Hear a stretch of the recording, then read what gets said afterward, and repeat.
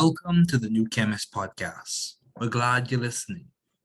Feel free to download this podcast on Google Podcasts, Apple Podcasts, and Spotify, and a variety of other platforms. Here on the New Chemist, we discuss chemistry, which simply put is the science of change, as well as community, research, careers, and COVID-19. We're happy you're listening. My guest today is Mr. Ricardo Deveaux, the Deputy Permanent Secretary of the Ministry of Education in the Bahamas. Thanks again for joining me. Just briefly, I'll inform my audience about you. An accomplished scholar and public servant, Mr. Ricardo Deveaux is a 1985 graduate of the R.M. Bailey Senior High School, a 1990 graduate of Bethune-Cookman College with a Bachelor of Science degree in Psychology with honors, and a 1992 graduate of Nova Southeastern University with a Master's of Science degree in Human Services with a specialization in Human Resource Management. In May 2009, he delivered the commencement address at Bethune-Cookman University and was awarded the Honorary Doctorate of Humane Letters. He's been employed with the Bahamas government since 1992, and he is currently stationed at the Ministry of Education as Deputy Permanent Secretary that is responsible for the technical education and labor relations. He is the former chairman of the school board for R.M. Bailey Senior High School, former chairman for Greenville Preparatory Academy, and a member of the National Tripartite Council. He is the former student body president at Bethune-Cookman University and resident student body president at Nova Southeastern University. He's won numerous awards and has numerous accomplishments, and he was instrumental in the establishment of the Bahamas Primary School Student of the Year Awards Program, a premier awards program in the Bahamas. It is good to have him on as a guest. Please welcome Mr. Ricardo Deveaux. Thank you, Mr. Deveaux, for joining me today. It is a pleasure, a privilege, an honor to have the Deputy Permanent Secretary of the Ministry of Education on this podcast today. Thank you again. Thank you for having me. Yes. So, what have been your long-standing interest in the field of public service?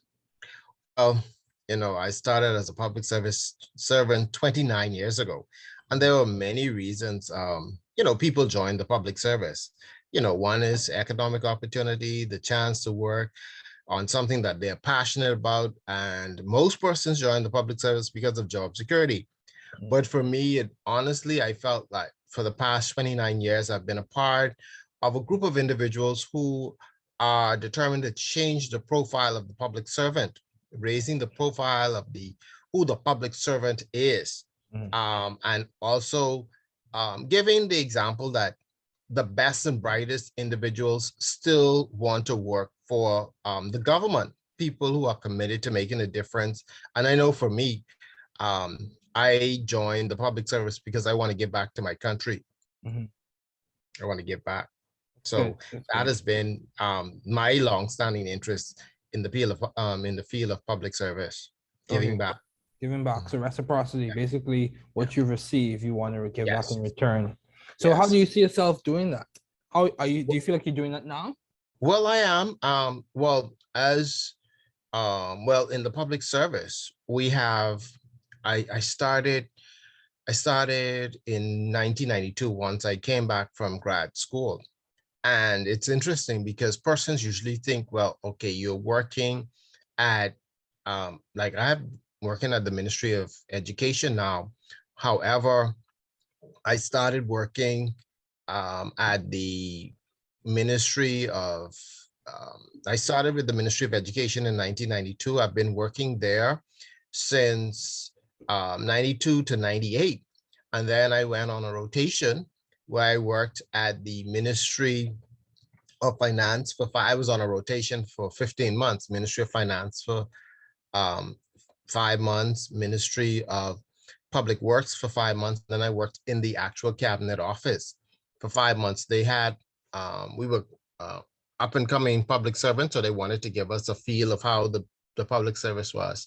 And then I got seconded to the Royal Bahamas Police Force to work in the Human Resources Department for 2 years. And then after that, I went to the Ministry of Housing, where I worked for about four years. And then I went to Ministry of Youth, where I assisted in starting a small business program called Self Starter, where we assisted young entrepreneurs to get funding to start their own business. And then after that, I went to the Ministry of Foreign Affairs for 1 year. And from 2013 to September of this year, I was at the Ministry of Labor, where again working in public service in the field of assisting in labor relations. And in September of this year, I got transferred back to the Ministry of Education. So it's almost like I'm back home, where I started 29 years ago. But every position that I've had in the public service is all about giving back, about assisting, about me growing as an individual. Yeah, that's good. That's very good. Yeah, I think it's very important for us to not only achieve things, but be able to help others to achieve as well. So Yes. in terms of your, in terms of Thomas. your, Yeah. yeah, No. in terms of your career thus far, you have served as Deputy Permanent Secretary, Assistant Secretary, in the Cabinet Office, as you mentioned, in the Ministry of Youth. But also, one thing that stands out is you were active in student government. So, where would you say this leadership capacity or desire? Where would you say that came from? How do you Well, say? How was that developed? well, interesting.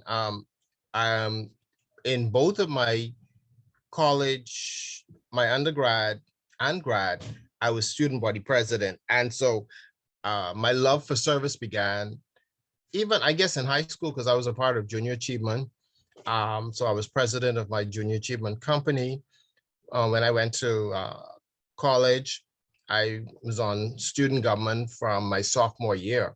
So service has always been a part of what I enjoy doing. So I believe coming to the public service and serving was just another form of being able to be comfortable and excited about giving back to my community, giving back to my country.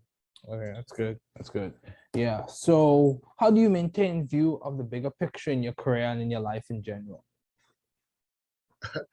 That's interesting. I think many years ago, I don't know if you would hear, but people would say that, well, the public servants don't attract the best and the brightest.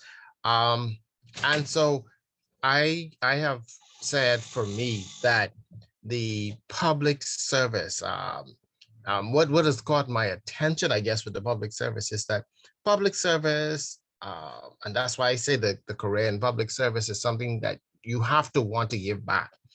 Because in the public service, and we think about the private sector, in the private sector is usually that you're accountable to who? Your shareholders, you're accountable to those persons who, and it's all about a profit driven. But when you work for the public service, you aren't afforded that luxury. You are now working to make taxpayers, so who are your customers, they're the ones who are demanding.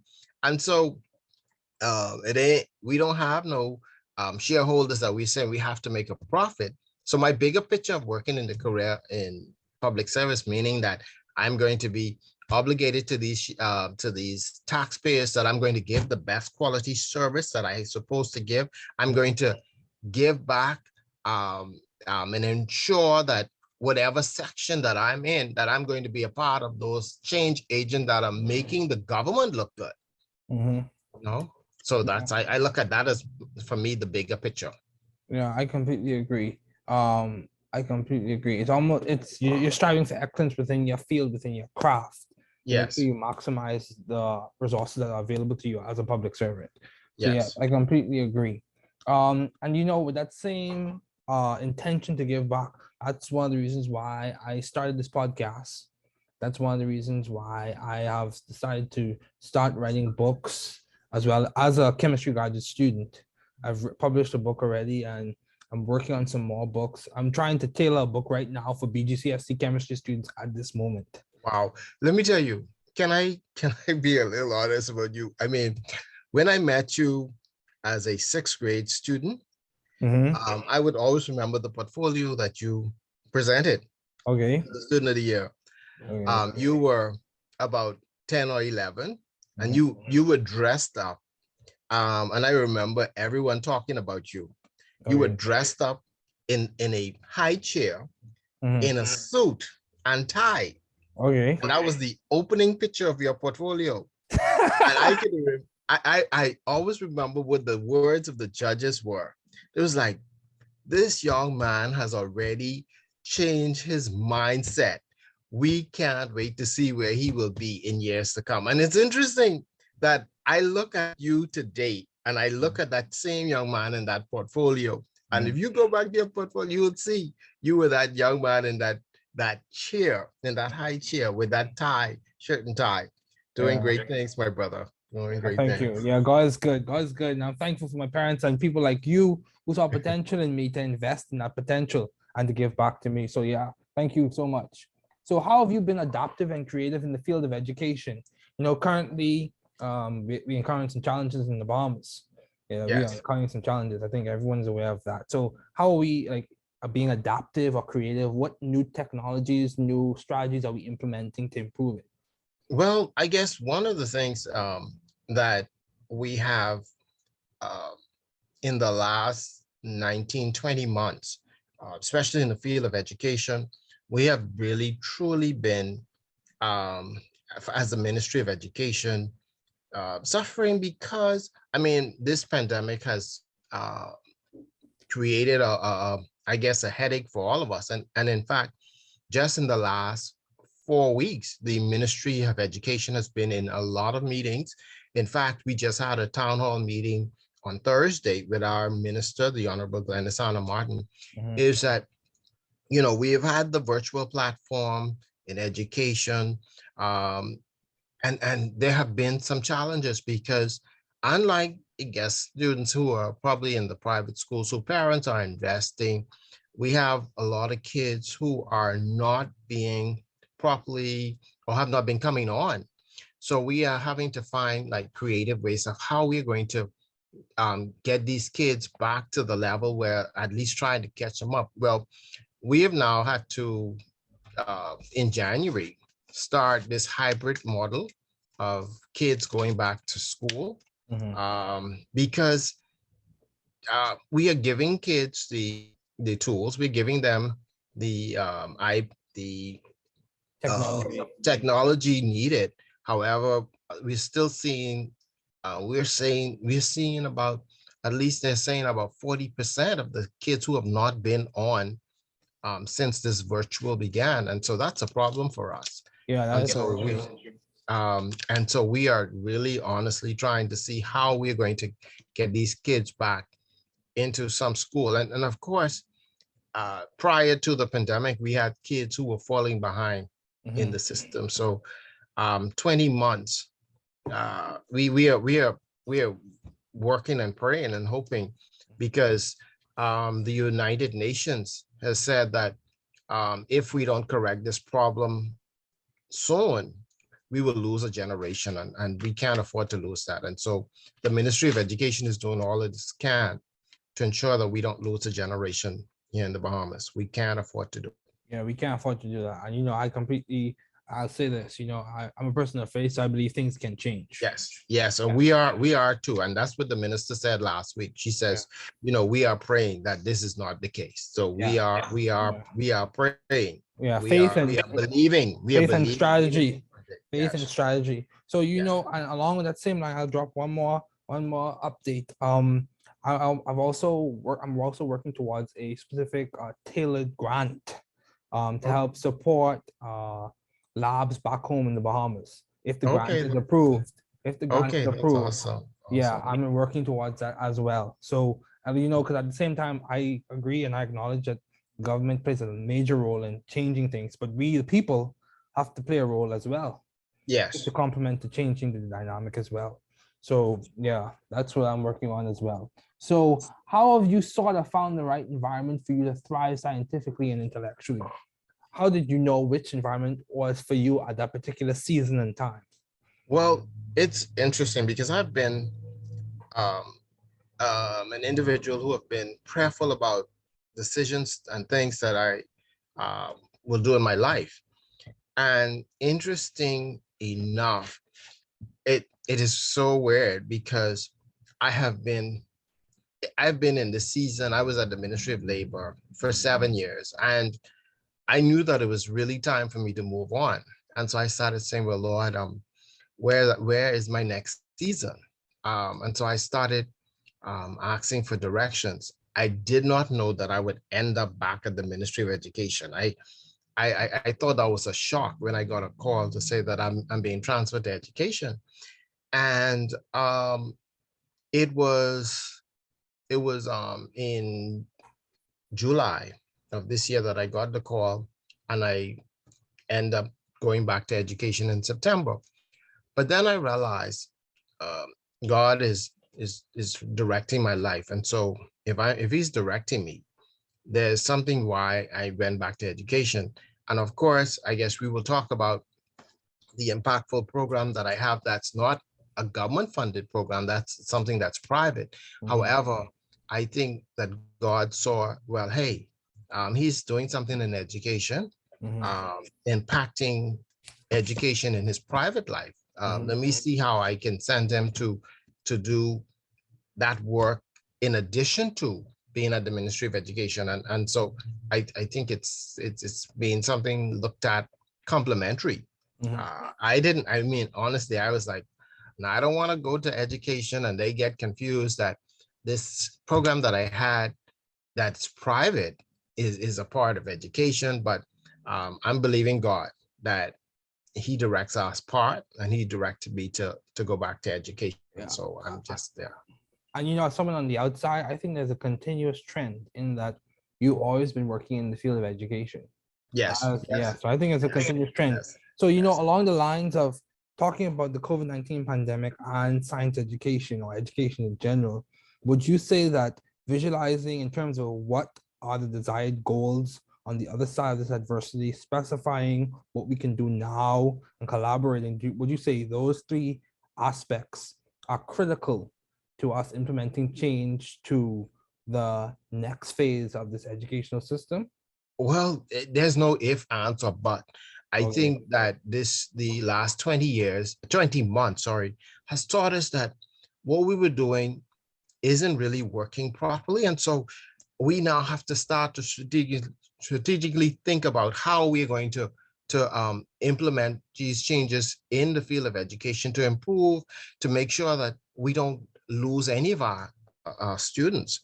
And so definitely, if the last 20 months didn't teach us anything, then we would have failed as leaders. We would have failed as individuals who are responsible for making sure that the next level or the next set of persons are not disadvantaged because we did not plan, we did not see, we did not foresee.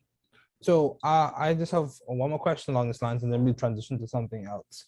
Another question I have is, would you say that taking ownership of your learning allowed for certain students to be more successful in the public school system, in that teaching themselves or finding a way to learn the material themselves with the facilitation of a teacher enabled success for student outcomes? Well, I think part of it have to be one, it has to be a collaborative effort between parent and teachers. So I think the tripod, the government, the parent, and also the student, parent and student, because part of it, David, is that we know that students who attend private schools, that their parents are usually more involved. But we find out that the students who attend the public school, their parents aren't as involved, or sometimes they can't be. But we need to find some way that we will actually connect all of these dots to determining that, hey, you have to be involved in your child's life. And I sort of have a perspective on that because I attended a private school, and I know that I don't talk about this aspect of my life much, but I attended a private school and I got kicked out of Mhm, my private school mhm, because I got 3 Fs, 2 Ds. I'd already repeated the 8th grade. And so by the 10th grade, I got kicked out mhm, of the private school I attended. mhm, My parents sought to enroll me in another private school, two other private schools, and that didn't work. So I had to attend a public school. But my parents did not give up on me when I went into that public school. mhm, They continued to work. I had a guidance counselor by the name of Zoe Powell. I had a teacher by the name of Sharon Poitier and a teacher by the late Chuck Mackey who pushed me and who knew that I was a broken child and they realized that I needed intervention. And mhm, so with my parents, Edward and Beverly DeVoe, and those good teachers, I am who I am today. mhm. Yeah, Broken, but making a contribution now. yeah, that's a good story, and that's a good narrative. And I think, if we could extrapolate the interventions from those case studies, from those particular scenarios, I think we can implement some more changes. Yes. So, how do you maintain a balanced life given all your responsibilities and accomplishments? How do you maintain balance, Mr. DeVoe? Well, let me tell you, I have an awesome wife, Pamela, and two amazing daughters who are partners with me in the work that I do, whatever I do. Okay. And I've also set a principle, and this may sound crazy, but I said I would save the world from Monday to Thursday, but Mhm, I'm saving my family Friday, Saturday, and Sunday. And that doesn't mean that on Mondays I don't deal with family, but I'm actively involved in my community, and but I'm also actively involved in my children's life. No school play, no school dance. I am not there because I want my children to also know I can't be saving the whole world and not saving them. And mhm, so um, what you would notice that, I mean, I find my wife and I have, she do the school drop off, I do the pickup, and I have always enjoyed doing the pickup because I usually find that time to talk to my daughters to find out what's going on. Well, one is in college now, and the other is in grade 7. But I enjoyed that time that I spent with them.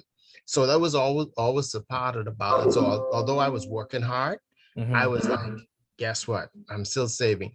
I don't plan nothing on Friday nights. So there's no parties, no nothing. I'm always at my daughters are going to, whatever they want to do on Friday nights and Saturday other days. Like just the Saturday. On Saturday day, my fraternity had a bell ringing for the Salvation Army. But mhm, that night, I took my daughters to get something to eat, my wife and daughters for something to eat. Then we went looking at the Christmas lights, and on because day. I'm trying to create moments, that Mhm. night. Yeah, Yeah. I'm just trying to create moments. So that's how come I have a balanced life, Okay. Yeah. because it's very important to have a balanced life. Yeah, I completely agree with you. And what you talk about, if you phrase it differently, you talked about strategies and Yeah. priorities, basically. Yes. Yeah, Yes. and I've spoken to professors from MIT, Harvard, Georgia Tech, and a variety of other places, and there are some common trends. Most of them when I ask them about balance, they speak about their spouses, one, Yeah. and they also speak about their family. So having Yes. priorities does complement the balance. Yes. So, how do you maintain vision and teamwork in your environment? How are you able to keep the team moving, team going forward? Well, first of all, we were trying to connect for a while, and it was because just a few months ago, the government implemented a leadership training program for 9 months they have selected about 40 public servants to put us through this course where we are dealing with ethics in government, where we're doing teamwork, where we're doing productivity. And it's so interesting because they have brought about 40 like-minded. I guess for them, the government is saying, well, okay, these are a group of part of our the leaders, the movers, the shakers, the ones who are going to be transformative.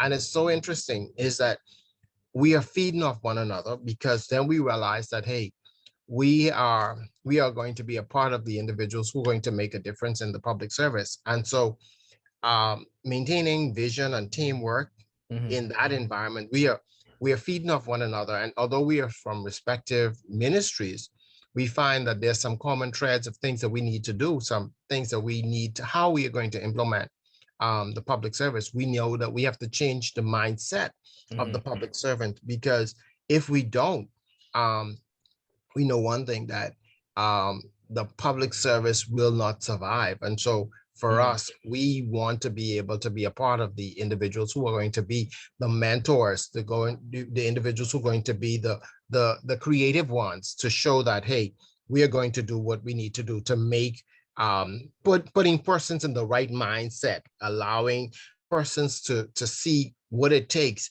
to make the public service run and to fulfill our respective roles in the public service. So I think it's all about that, and then recognizing that we are team members. I agree.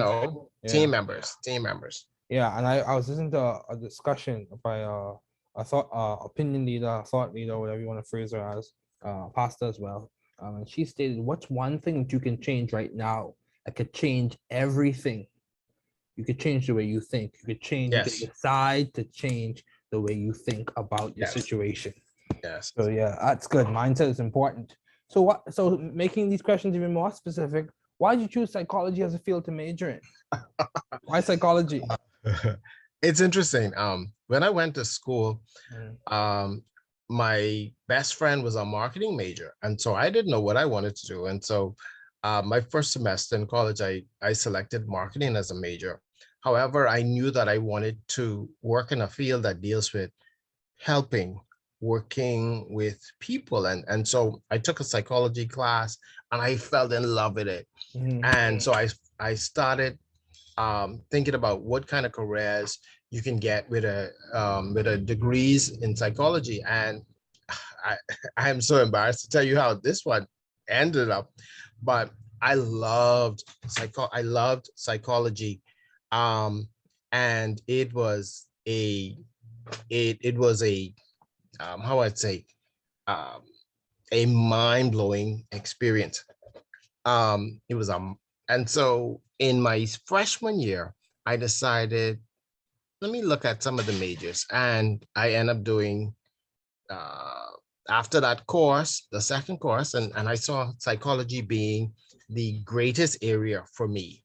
And so got into it, and I decided that I would pursue a PhD in psychology. Okay.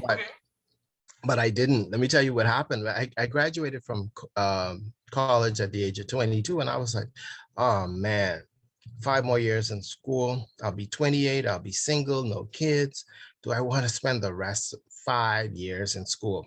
The biggest mistake for me, and that's why I encourage young people to go after your dreams, because on my 28th birthday, I sat there and I was like, wow, I'm single, no kids, and I should have pursued my PhD. But what I did was, I still was in love with psychology. And so when I went to grad school, I decided to pick an area that I can work with my psychology, and I loved human resources. And so that's why I ended up doing human resources at the graduate level. But yeah, it's all about helping people. Yeah, and this is the thing, Mr. Doe. I would say this, getting a PhD is good. I'm in grad school now. Yes, it's nice and fine and dandy. But the reality of the situation is having employable skills, having the capacity to change situations, to implement strategies, to work well in the environment. I think those translate equally as well as having a degree. A degree does provide job security. A PhD does provide a lot of opportunity and leverage and social mobility and all those other things. And research shows that. But my thing is, you can have a PhD and still not have the skills that you need for that particular niche. Yes. You can have a PhD in, so for example, you can have a PhD in some specific type of mass spectrometry, which is a chemistry technique. And you need to work in a particular area in the biological area. The jobs are available in the biological realm. So how do you connect those two? If you didn't get the employable skills, you have to do some more training then. Yes. Even with the PhD. So I think it depends on your field. So if you had to characterize what makes a successful public servant, what would you say? If someone sees Mr. Deveaux, listen to this episode, a Bahamian, American, whoever the case, because these go all around the world. So If Yes. someone listens to this episode and wants to be a public servant, a servant leader, what would you say makes a successful servant leader? Well, first of all, we all know that public servants work for the government and are there the citizens who make up working for them. But we want to know that we work for the elected government, not the political party. Mhm. And so it's not, so when we come to work to the for the public service, we are not here to work because of the politics. We're here to deliver a service for the government. We are here to inform and give policy making decisions. We are here to give the best evidence-based advice to our leaders, and has nothing to do about politics. It's doing, making sure that we're giving ethical, we're making sure we're giving uh, integrity in our development, in our thoughts. We're also ensuring that one of the things about it is that I always say public servants are loyal to the government, not to whoever is in, but ensuring that, again, giving impartial advice, objective advice. So the public servant knows that, hey, I am working for the lead, for the country, and it's all about putting my country first. Yeah. And so I believe that's what we look at for a successful, for ideal public servant. Yeah, that's good. That's good. You work and you respect the office, the Yes, institution, the yes, procedures. Yeah, that's good. That's a good point. yeah. So, what ways can people contribute to the Bahamian Ministry of Education or Department of Education at this time? How can people contribute? If someone says, Well, "I see the issue," or "I see the Bahamian people struggling with this," how can Bahamians or others contribute to the well, Department first of all, what I would love to see, of uh, David, is that one, our young people who are going and obtaining additional qualifications and knowledge, that they will return one day to come back to assist to build up our country, Mhm. because all of the knowledge that persons are receiving, Mhm. we also need to build up the Bahamas. Mhm. So I'm hoping that we would see those individuals. Like I have a daughter, as I said, she did her bachelor's in elementary education. She's pursuing her master's in special ed. And so Mhm. I'm hoping that she would return back to the Bahamas knowing that she has a contribution to make. Mhm. And I'm hoping that the Bahamas also will be um, ensuring that they are going to make the environment attractive enough Yeah. for our young people to return home Yeah. and to make their contribution, because we cannot be too afraid. And this is where we have problems.